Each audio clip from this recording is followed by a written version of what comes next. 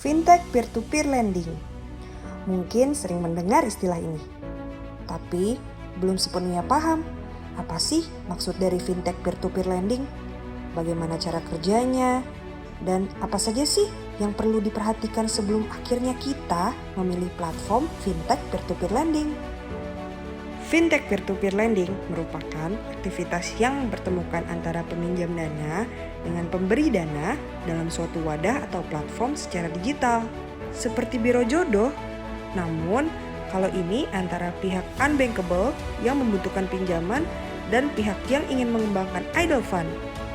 Peminjam mendapatkan dana pinjaman, sementara pendana mendapatkan kembali dana pokoknya serta imbal hasil karena telah meminjamkan dananya.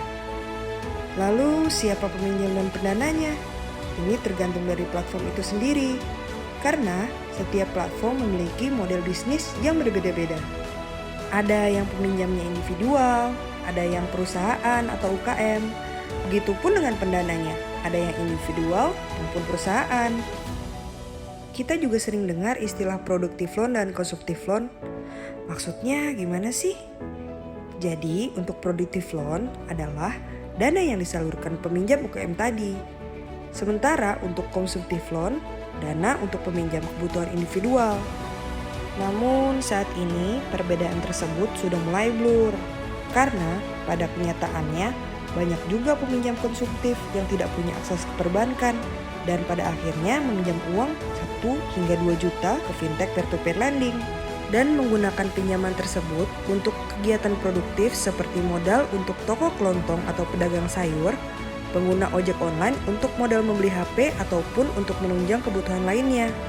Lantas, lebih baik pilih yang mana? Tidak ada yang lebih baik, keduanya memiliki peran dalam perkembangan ekonomi Indonesia. Keduanya sama-sama membantu, sama-sama memberikan manfaat ekonomi digital. Balik lagi ke preferensi dan prinsip pribadi. Mana yang lebih cocok dan sesuai dengan tujuan Anda. Entah itu produktif atau konsumtif, keduanya masih di bawah payung fintech peer-to-peer lending yang memiliki target dan tujuan masing-masing.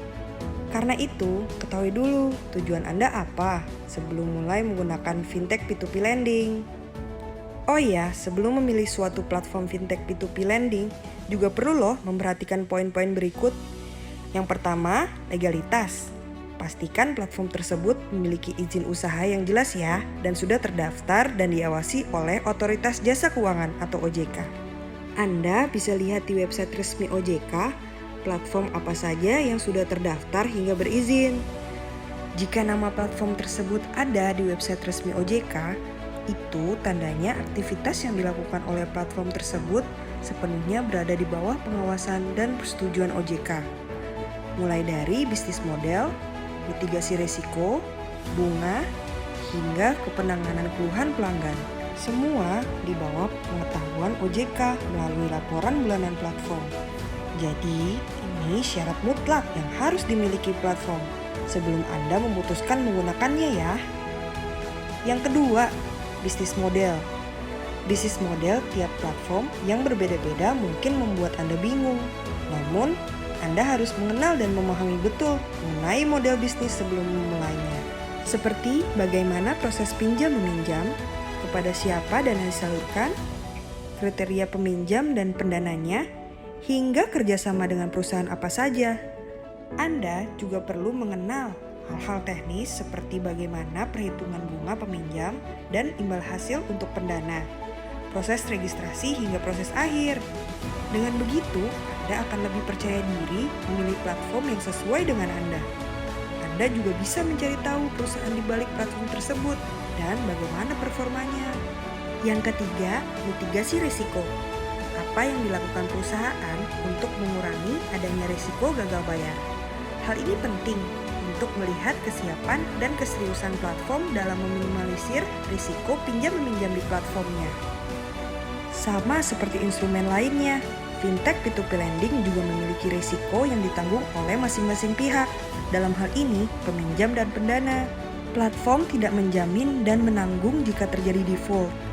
Namun, platform bisa melakukan upaya-upaya agar risiko dapat ditekan. Yang terakhir yaitu TKB 90. TKB 90 yaitu tingkat keberhasilan pengambilan platform dalam 90 hari sejak jatuh tempo. Artinya, berapa persen tingkat keberhasilan pengambilan yang dilakukan platform tersebut. Semakin rendah, berarti semakin banyak terjadinya gagal bayar. Begitupun sebaliknya. Semakin tinggi, maka semakin bagus performa platform dalam pengembalian dana pinjaman. Setiap platform diwajibkan menyertakan informasi TKB 90 oleh OJK. Jadi, Anda bisa memperhatikan TKB 90 sebelum akhirnya memilih platform tersebut. Nah, itu tadi beberapa poin utama yang harus diperhatikan sebelum memilih platform fintech P2P lending. Sekarang, tak perlu bingung dan ragu lagi dalam memilih platform P2P lending. Selamat mencoba!